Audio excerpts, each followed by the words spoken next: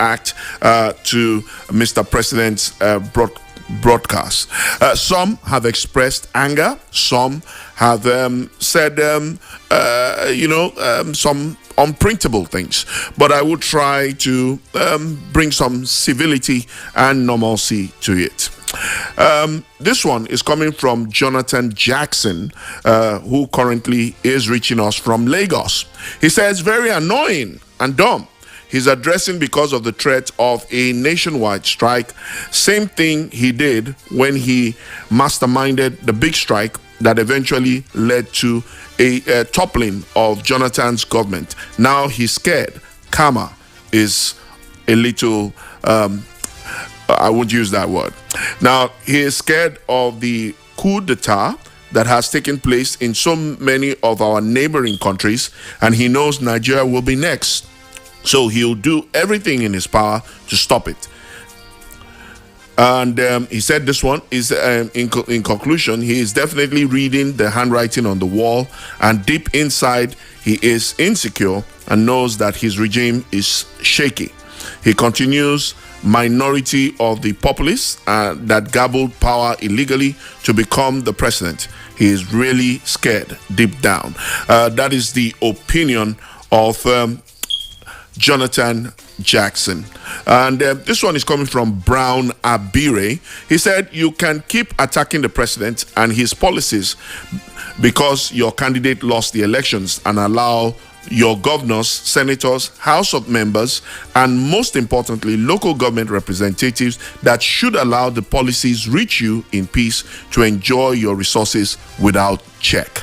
So those are some of the reactions I have gotten so far. Of course, we always pride ourselves to be live and interactive on all our social media platforms. We are streaming this live on Facebook. That's facebook.com/rapid965fm. And of course, the conversation continues on Twitter and Instagram.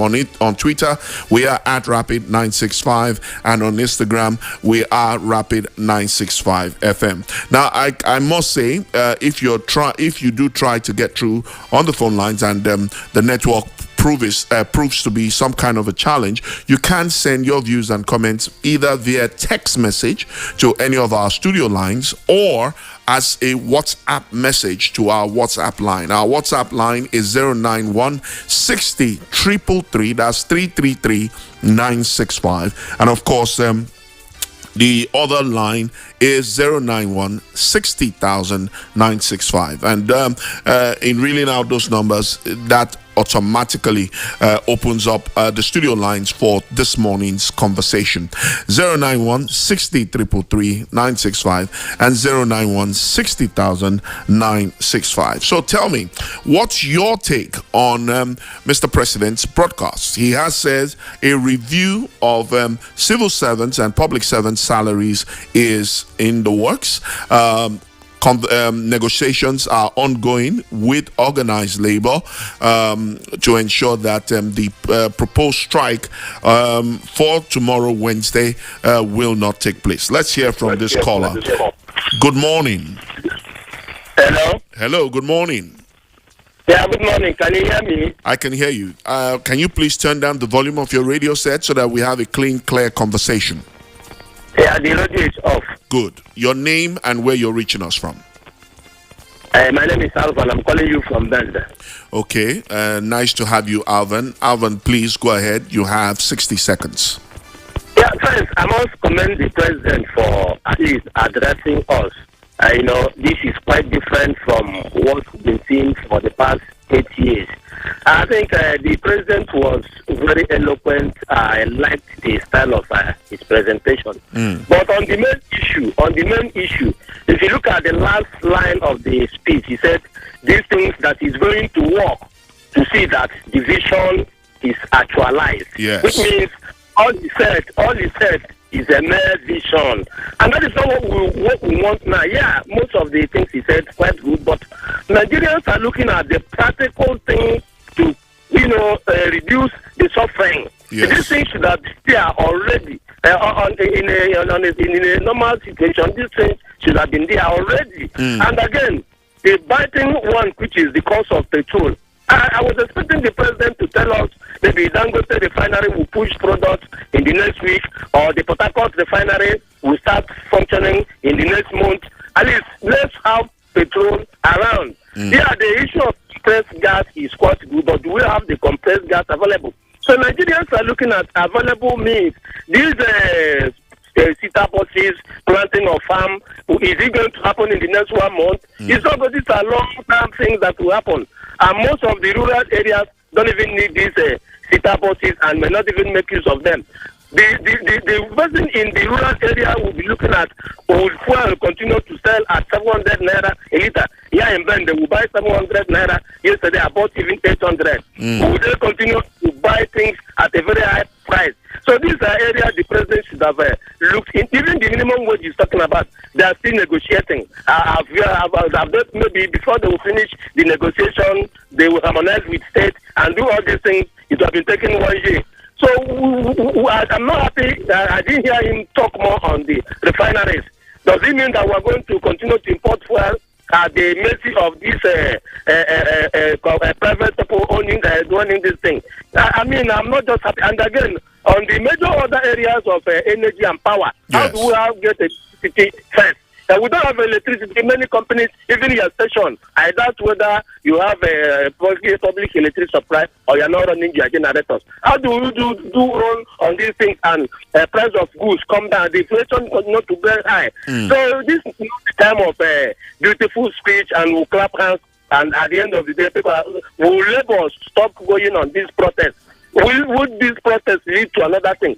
So they should find a way of resolving these things. I don't even support protesting this time around. The hoodlums may hijack it and things will get from bad to worse. Okay. So I think honestly, we really need to come out with more practical steps to solve the suffering. It's just to reduce the suffering, and then they will have a long-term plan to end it finally. I support the removal of fuel subsidy because from even the amount of money they have spent, why not use this thing and do refineries or even build one where these modular refineries, encourage states to have their modular refineries.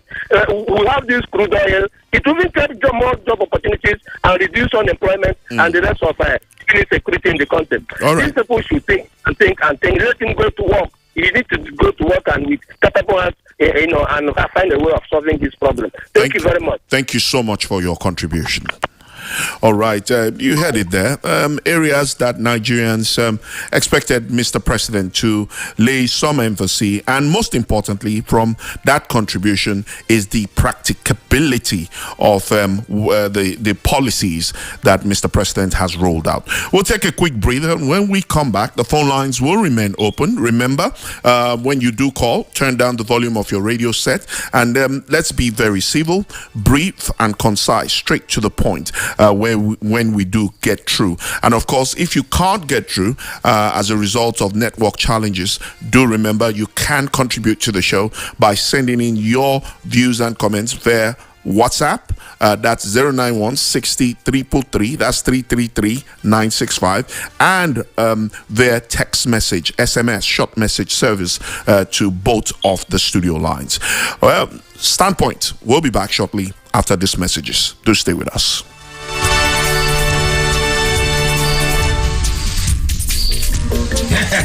Justy, this one where you put your hand under your jaw this early morning, wetin happen? Your goat don die. Holy cap, leave me oh. If to say my goat die, that one better oh. All the goods wey dey my shop don expire finish. No market. Since morning, I never say even 1 naira. Hey, you never hear about Rapid FM Ahiana Market?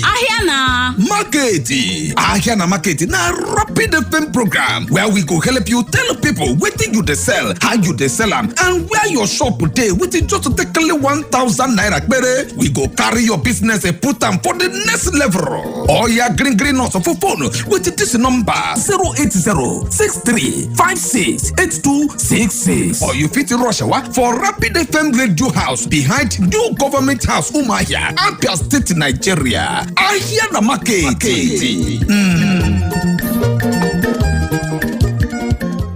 Let's do this, y'all. Come on. Do you think you're a fan of Rapid FM? Yeah. I love Rapid FM. I love Rapid FM. This is the place to be. Simply Rapid. it out on the Fan Zone with Mr. McDoney, where you must answer more questions about what happened yesterday on Rapid FM to win the #1 title, Rapid Biggest Fan of the Day. Plus, you get to win other special prizes too. Amazing, right? I love the sound of that. Join the fan base representing your favorite shows every Monday to Friday from 2 p.m. to 3 p.m. on the Fan Zone. Fan Zone. Exclusive to Rapid 96.5 FM.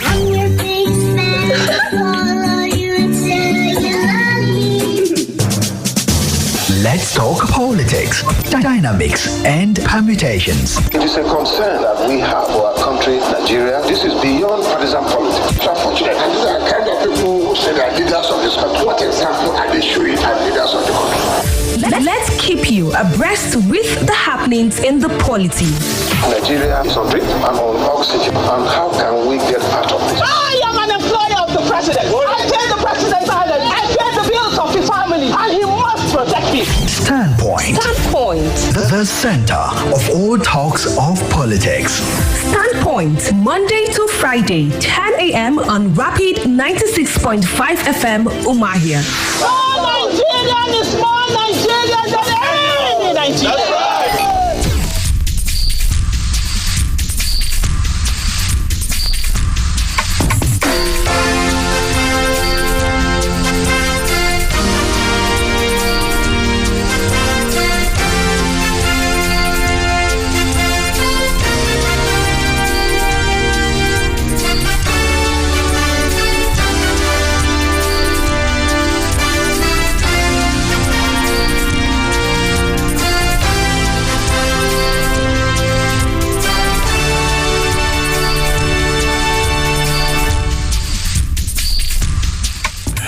It's still Standpoint on Rapid 96.5 FM, the sound of your city. All right, we are in the second half of the show, but just to remind you that we are live and interactive on all our social media platforms. On Facebook, it's facebook.com/Rapid965 FM. On Twitter, we are at Rapid965, and on Instagram, we are Rapid 965 FM. Now, we urge you to be part of our growing online community by following and liking Rapid 96.5 on all our social media platforms, and of course, contribute most importantly to ongoing conversations like the one we are having right now on Standpoint. And trust me, as always, to ensure that we get to share your views and comments right here on the show. And this is also to encourage you to download our app, and that will afford you the opportunity to listen to the sound of your city anywhere in the world, absolutely anywhere in the world. All you need to do for iPhone users, go to the Apple Store, and for Android users, go to the Google Play Store and download Rapid 96.5, and just simply download, and you can listen to us anywhere, absolutely anywhere in the world. All right, now this morning we are looking at President Bola Tinubu's national broadcast at the Presidential Villa Abuja, in which he announced specific measures aimed at cushioning the effect of fuel subsidy removal. Now, President Bola Tinubu on Monday delivered a nationwide broadcast in which he briefed Nigerians on what his administration is doing to mitigate the impact of fuel subsidy. I want to give you 28 key facts and takeaways from that broadcast. Number one, subsidy thieves amassed so much wealth and power that they became a serious threat to the fairness of the nation's economy and the integrity of democratic governance. Number two, subsidy cost the nation trillions of naira annually that could have been used for public transportation, healthcare, schools, housing, and even national security. Let's not forget, the most recent trend in Africa today is coups, and that is the one subject that we will discuss probably tomorrow, as we look at certain countries of the Western Hemispheres that have been fingered in training and sponsoring coups across Africa. But back to the take-homes from Mr. President's broadcast yesterday. Number 3 point. Nigeria cannot become the society it was intended or is intended to be if such small, powerful, yet unelected groups hold an erroneous influence over the nation's political economy and the institution that govern it. 4. The multiple exchange rate system that had been established became nothing but a highway of currency speculation. Today, we have a unified system of currency. It hasn't yielded the results yet, but it is bringing some stability to the naira. Now, multiple exchange rates diverted to money that should have been used to create jobs, build factories, businesses for millions of Nigerians. Now, ending the subsidy and the peripheral exchange rate system were key in the fight to reforming the economy. Now, there is a whole lot of argument as to the current policies that are in place as implemented by the Tinubu-led administration. Hardship is being witnessed, and because of the hardship, Nigerians are already lamenting and complaining, but forgetting that there is a common saying that nothing good comes easy. Nigeria's economy is going through a tough patch, and the masses are being hurt by it, with the cost of fuel gone up and food and other prices followed. Now, the federal government is working closely with states and local governments to implement interventions that will cushion the pains of the people across socio-economic brackets. 75 billion naira is to be spent on strengthening the manufacturing sector between July 2023 and March of 2024. That is a 1-year time frame, 12 months thereabout, to be able to change the narrative with regards to Nigeria's manufacturing sector, with the objective to fund 75 enterprises with immense potential to kickstart a sustainable economic growth, accelerated structural transformation, and of course, improve productivity. Now, the administration is also to energize, don't forget, the micro, small, and medium-sized enterprises with the sum of 125 billion naira. Also, there is a time frame to this policy. 50 billion naira, that's about 1,584 and a half years of 125 billion will be spent on conditional grants. That is to 1 million nano businesses between now and March of 2024. Again, a 12 to 13 month time frame. So there is a timeline and there is a deadline to the implementation and, of course, effectiveness of this policy. Now, government is also to fund 100,000 SMEs and startups with 75 billion, with each enterprise promoter to get between 500,000 to 1 million naira at 9% interest per annum and a repayment period of 36 months. That's about 3 years. Now, the government has ordered the release of 200,000 metric tons of grains from strategic reserves to households across the 36 states and including the Federal Capital Territory for moderate prices. Again, part of the palliatives to ease the burden that has come as a result of the removal of subsidy. The government is also to provide 225,000 metric tons of fertilizer, seedlings, and other inputs to farmers who are committed to the food security agenda. The administration will invest 50 billion naira each to cultivate 150,000 hectares of rice and maize.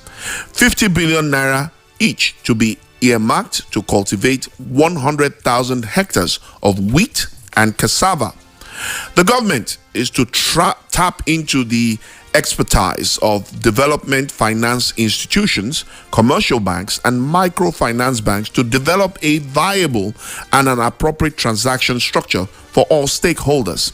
Now, the government approves infrastructure support fund for the states to enable states to intervene and invest in critical areas and bring relief to many of the pain points, as well as revamp decaying healthcare and educational infrastructure. Government is to roll out buses across the states and local governments for mass transit as much more affordable rate. Yes, like one of our caller has argued, in the interlands, in the rural areas, they may not necessarily need buses. Yes, they form a percentage of the Nigerian populace. Of course, as the larger percentage who work in the urban areas, in the towns, and in the cities get this palliative, it is evident that the government will definitely make provision for those in the interland, just as they have done for the agricultural sector, releasing seedlings, enhancing the productivity level of the agricultural sector. Now, the federal government is to invest about 100 billion naira between now and March of 2024 to acquire 3,000 units of 20-seater CNG fueled buses. We have a caller online. Let's hear from this caller. Hello, good morning. Hello, good morning. Yes, nice to have you join us. Your name and where you're reaching us from. Yeah, thank you very much. My name is Wachuku. I'm from Abia State. Yes, what part of Abia State are you reaching us from? Yes, my idea now where I'm going is that this fuel subsidy. Okay, we have lost Wachuku. Wachuku, if you're listening, please do call back. The studio lines are open for contributions and on this subject that we are discussing as a result of Mr. President's nationwide broadcast yesterday. Now, the studio lines are 091 60 333 965. Let's hear from this caller. Hello, good morning. Hello. Good morning. Yes, can you please turn down the volume of your radio set? Can you hear me? Yes, I can hear you. Your name and where you're reaching us from. I'm calling from Aya. Okay. Go ahead. You have 60 seconds. Hello? Go ahead. Hello? I can hear you. Go ahead. Go ahead. Hello? Hello. I can hear you. Go ahead. Right. Let's see if we can take this one. Hello. Hello. Okay.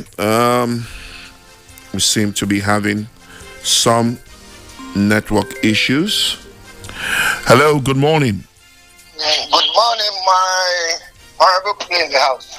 It's nice to have you join us. Your name and where you're reaching us from. I'm Mazi Dr. Ibe calling from Umaya precisely.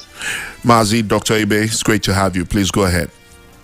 Yes, the president broadcast was a nice one to those who see it to be a nice one anyway. But how do you see it?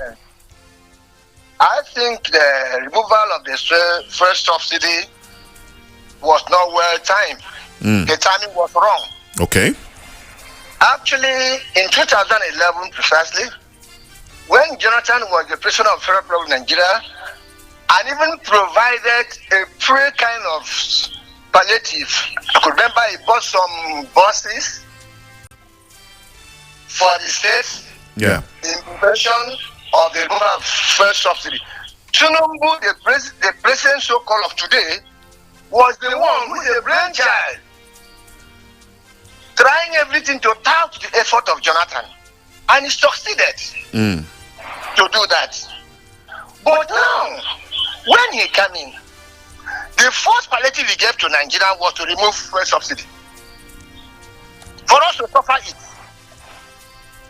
He now think of giving palliative. What kind of palliative is he going to give? What about those people, the private sector cannot pay workers up to 30,000-40,000. The state government, the local government, they cannot pay workers up to 30,000-40,000. A lot of states are claiming to pay 30,000, which they cannot pay. They have not paid. But it now comes that they want to review salary ups. How much is it going to give a state, the local government, and the federal to enable them meet 800 naira fuel per liter? Well, I am not so much against the removal of the fuel subsidy, but the timing is wrong and the preparation. You should have put Nigeria in a level that they will understand what is going to happen. Because if P2B have come in, they will remove fuel subsidy. Any person that will come will remove subsidy. Because they knew that fuel subsidy is the conduit pipe for Nigerian looters to loot Nigerian economy. But however, Tinubu should think about how to look into this issue. You don't think that Nigerians are fools. We are not fools. Okay. We should be able to address this matter in a way that the poor masses will not suffer. Look at now, students to go to school, if you have a child in Akwa Ibom, far states, Enugu, to go to school now is a problem. What? Fuel issue. How much will you charge from here to Enugu, to and fro? How much would even the drivers will do to survive it? How much is he going to pay as salary increase? Please, my brother, I want us to understand this thing. It's not that the issue of removing fuel subsidy is the highest or evil that have before Nigeria, but the timing is bad. He has not prepared the ground. He has not looked at the situation in Nigeria in anything, just to come up, and he did not even take a seat. He didn't even know his office to remove fuel subsidy. I mean, it is very bad, please. All right. Thank you. Thank you. Let's see if we can take this call. Okay. Let's hope that this call will connect. Hello, good morning. Okay, trying to see that we connect this call. It's taking a bit of, okay, we've lost that caller. Okay, let's take this one. Hello, good morning. Good morning. Yes, your name and where you're reaching us from. I'm Okafor Chinedu. I'm calling from Umuahia this morning. Okay, thank you, Okafor Chinedu. Please go ahead. You have 60 seconds. Okay, my brother, when you talk about this subsidy issue and the hardship Nigerians are into, it is not commensurate at all, because Nigerians are suffering severely. They are suffering so much hardship. You can imagine our president trying to address this nation, and there is no plan to fix our refinery. So, what are we doing? There is no plan to fix our refinery in a mono economy that is solely dependent on oil. Crude oil. That when you touch oil sector, you have touched virtually everything. The economy is affected. Everything is affected. And nothing is being done to talk about how to fix our refinery. Countries without crude oil have many refineries. Talk about USA, America. America has more than 200 and something refineries. You talk about so many other smaller countries, and Nigeria cannot have one good functional refinery. It's appalling. And there is, in fact, removing subsidy is like problem for to pay bitter. Like diluting the loot, because you are trying to start funds from some people and giving some people. You don't save to consume. You save to invest. Let the federal government invest the money removed from subsidy. They said they have saved up to 1 trillion. Yeah. And that 1 trillion can afford us something close to having a refinery. If it is memorable, let us get our refinery so that we start producing locally. Okay. To sustain local supply. Thank you. Because we solely depend on oil. Then going by the cost of living, once you show the effect of this oil production, it will affect also everything. Giving palliative to which state will you even give palliative on transport first? So I don't even, our cost, palliative doesn't even work in Nigeria because it's a way of just looking our funds. At the end of the day, it's supposed to be a welfare scheme. Welfare does not last forever. It has a time frame. So whatever is done is for a, I think maybe beyond what the president has said. Like one of the contributors suggested that maybe we should pay more particular attention, considering what happened during COVID-19 era, that we as a people should ensure that from the state down to the local government levels, that public officials are ensured to make sure that they do their jobs, that those palliatives get to the people that they are meant for. I think that should be. Hello, are you there? Okay. Let's see how the palliative care will be this time. All right. Thank you so much for your contributions. Thank you. You're right. So let's hear from this caller. Hello, good morning. Good morning, sir. Yes, your name and where you're reaching us from. This is Mr. Eze Nikalo, voice from Abion House, in local government area. Okay. Normal hospitality. Mr. Eze, thanks for joining us. Thank you, sir. My question has this palliative Tinubu promise to give for 6 months. After 6 months, what will now happen to the beneficiaries of these palliatives? And after 6 months, what will happen to the price of fuel? Would it be better for them to dig at the root of this problem and solve it once and for all, which is the price of this fuel? And what we know very well that causes this high price of fuel is this fuel that is being refined abroad and brought back. Because of the cost of production, it has made the price to be high. We have our own refinery here in Nigeria, which is not working any longer. And the last administration during the time of Buhari, he spent 19 billion naira on repairing of this refinery. At the end of the day, none of them is working now. Now, even this palliative we want to embark on, there are people that are going to benefit more from this palliative. So all this while, it those money collected to repair the refineries, that money, I don't know how they mismanage the money. The aim was not achieved at the end of the day. Now, Tinubu has come, his own strategy is palliative. Now, with him and with the people that we're working with, they are going to leverage on this palliative as well. Why can't these our leaders dig at the root of our problem, which is this fuel of a thing? And this fuel, we know, is our natural resources. When they try to repair the already existing ones, let them use this money you want to map out for this palliative. Let them use it to build new refinery that will be refining locally here, so that the price of fuel will come down. Also, in addition with this Dangote's refinery, we have our own refinery, a government refinery, where these 2 or 3 refineries is functioning here in this country.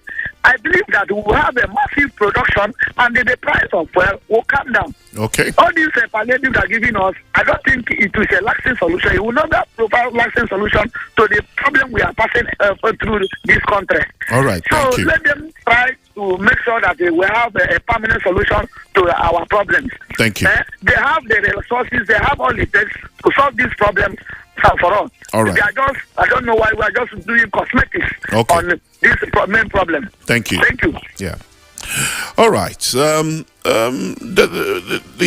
lot of contributions have come in, but like I said, the subject of palliative, it's a welfare scheme. Welfare does not last forever. It's meant, it has a timeline and a deadline on which it must expire.